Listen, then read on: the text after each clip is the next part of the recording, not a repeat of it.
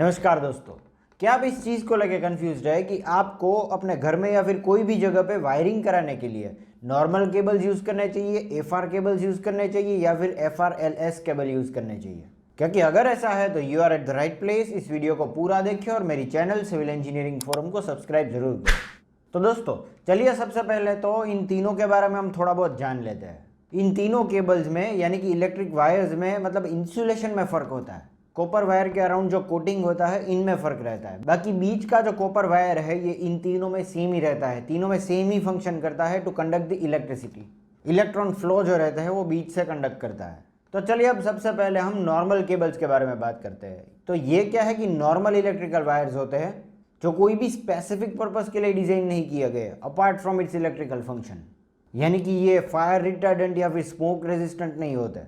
Normal electrical cable का wire होता है और वो क्या है कि इंसुलेटेड रहता है ताकि छूने पे करंट ना लगे, और इस इंसुलेशन के लिए इस पे कोटिंग किया गया है। ये हो गया नॉर्मल केबल। फिर हम बात करेंगे एफआर केबल्स की। तो एफआर का फुल फॉर्म है फ्लेम रिटार्डेंट केबल। ये सेफ्टी को ध्यान में रख करके डिजाइन किया गया है, safety in terms of fire. ये फ्लेम्स को यानी कि आग को प्रोपोगेट नहीं होने देता, बढ़ने नहीं देता। तो मतलब कि इस तरह का मटेरियल यूज किया गया है इंसुलेशन में जो कि फायर रिटार्डेंट है, फ्लेम रिटार्डेंट है। तो इसीलिए ये हो गया एफआर फ्लेम रिटार्डेंट केबल। और फिर एफआरएलएस केबल्स की बात करें तो ये हो गया flame retardant low smoke cables. तो ये और ज़्यादा सेफ्टी को ध्यान में रखते हुए डिज़ाइन किया गया है। तो ये फ्लेम्स यानी कि आग को तो बढ़ने नहीं देता, पर इसके अलावा ये क्या है कि स्मोक और टॉक्सिक गैसेस जो रिलीज करता है मतलब ये केबल्स, वो भी इस केस में नहीं होगा।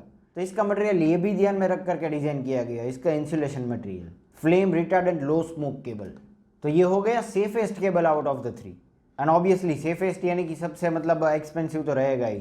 नॉर्मल केबल्स मार्केट में आपको सबसे सस्ते मिलेंगे, फिर एफआर केबल्स उससे थोड़े बहुत महंगे, और मतलब एफआरएलएस केबल्स जो है मतलब सबसे एक्सपेंसिव रहेंगे।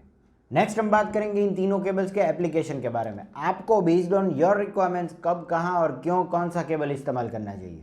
तो नॉर्मल केबल्स की बात करें तो ये क्या है कि हमें उस जगह पे यूज़ करना चाहिए जहाँ पे safety is not a concern.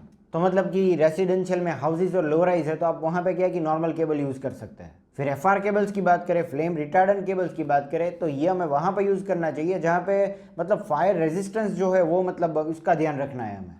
बाकी टॉक्सिक गैसेज और ये स्मोक अगर रिलीज करता है इन केस ऑफ फायर, आग जब लगती है तो मतलब वहाँ पे इस केस में हमें ध्यान नहीं रखना पड़ता। तो मतलब रेसिडेंशियल हाई राइज में या फिर हाई राइज कमर्शियल में हमें इसे यूज़ करना चाहिए जो कि फ्लेम्स को प्रोपोगेट ना करे इन केस ऑफ फायर। फिर हम बात करेंगे एफआरएलएस flame retardant low smoke cables की। तो ये हमें उस जगह पे यूज़ करना चाहिए जहाँ पे safety is the utmost concern, such as densely populated areas, hospitals, colleges, malls. तो मतलब कि इस तरह के क्रिटिकल जगह पे हमें क्या है कि एफआरएलएस केबल्स ही यूज़ करने चाहिए। इसमें क्या है कि इन केस ऑफ फायर जब आग लगती है तो ये टॉक्सिक गैसेज और स्मोक की वजह से फायर फाइटर्स भी मतलब इतनी आसानी से मतलब लोगों को बचा नहीं सकते। तो इसीलिए हमें वहाँ पे एफआरएलएस केबल्स ही यूज़ करने चाहिए। तो दोस्तों आज के लिए सिर्फ इतना ही। उम्मीद करता हूँ आपको मेरा वीडियो इन्फॉर्मेटिव लगा, और अगर ऐसा है तो इसे लाइक कर दीजिए और मेरी चैनल सिविल इंजीनियरिंग फोरम को सब्सक्राइब जरूर करें। This is all for today. Thank you for watching.